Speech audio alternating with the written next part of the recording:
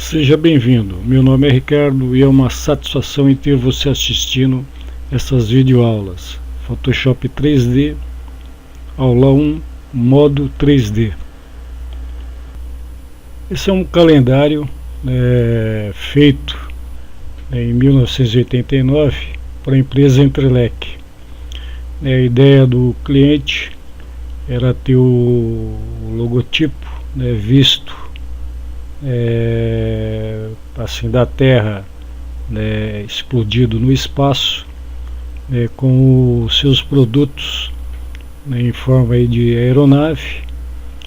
E esse logotipo ele foi produzido, feito a perspectiva, e posteriormente foi feito o acabamento com aerógrafo, tanto o logotipo como o fundo aí do calendário. Para você ter uma ideia, esse desenho ele foi feito, o croquis dele numa folha de 1 metro por 1 metro, porque teve que fazer o desenho maior, para dar esse efeito aí, de volume e perspectiva, e posteriormente o acabamento em aerógrafo. Em 1990, com a abertura do mercado, houve muita importação aí de equipamentos eletrônicos, computador, programas, aplicativos, que até então era feito tudo na prancheta. Um dos primeiros programas a vingar foi aqui o Corel, o CorelDRAW.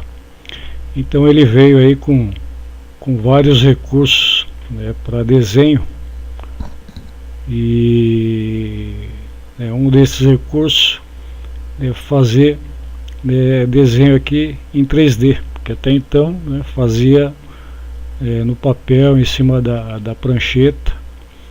E esse efeito aqui é um comando extrude. Esse primeiro aqui, eu tenho aqui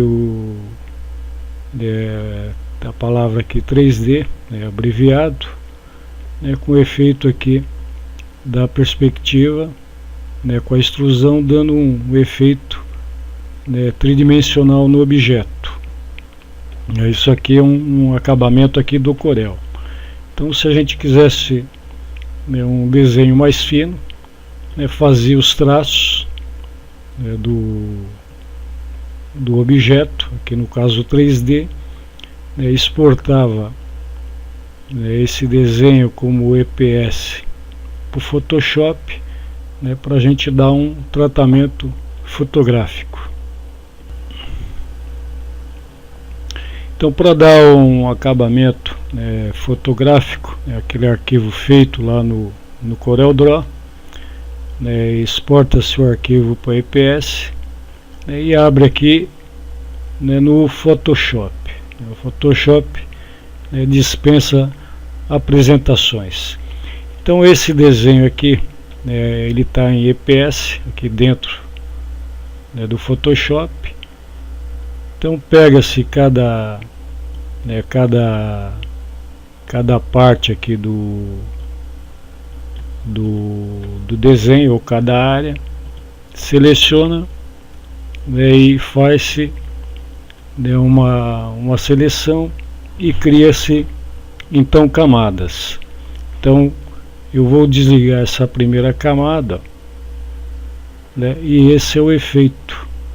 Aqui é só um exemplo. Então eu tenho aqui para cada área do número e da letra D, daí é mais a área da extrusão. Então, para dar o efeito aqui de volume e 3D, seleciona aqui a ferramenta pincel, modo aerógrafo, fluxo aqui 18%, opacidade, preto, e seleciono uma das minhas camadas.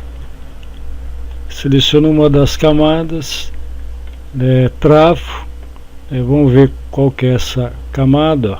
É uma parte aqui do 3, e seleciono então a camada, Vou diminuir um pouquinho o pincel, né, a espessura aqui da cerda, e começo a pintar aqui, ó, e vou dando, né, o efeito aqui de volume e 3D.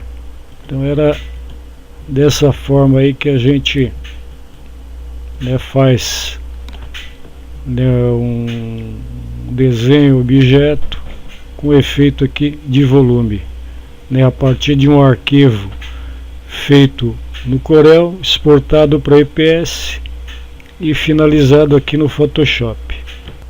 Esse é um arquivo, né, 3D, né, feito totalmente no modo 3D do Photoshop. Então reparem, né, no acabamento, né, do objeto em si. Aqui é um texto, 3D. Então reparem, né, o efeito, né, de volume, de sombra, né, e esse efeito aí da textura aplicado no fundo. Então isso é uma amostra aí, né, do que a gente vai, né, apresentar, né, as ferramentas, né, para se produzir aí um objeto 3D no Photoshop.